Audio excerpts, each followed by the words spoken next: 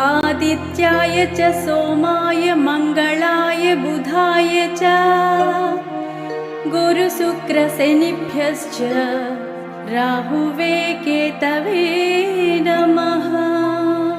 आदित्याय च सोमाय मंगलाय बुधाय च गुरुशुक्रशनिभ्यश्च राहुवे केतवे नमः। आदित्याय च सोमाय मंगलाय बुधाय च गुरुशुक्रशनिभ्यश्च राहुवे केतवे नमः। आदित्याय च सोमाय मंगलाय बुधाय च गुरुशुक्रशनिभ्यश्च राहुवे केतवे नमः।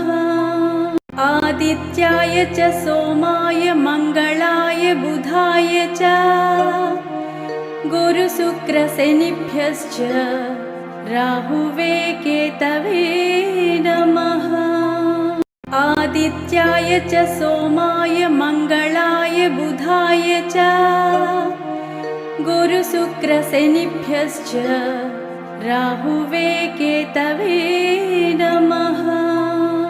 आदित्याय च सोमाय मंगलाय बुधाय च गुरुशुक्रशनिभ्यश्च राहुवे केतवे नमः।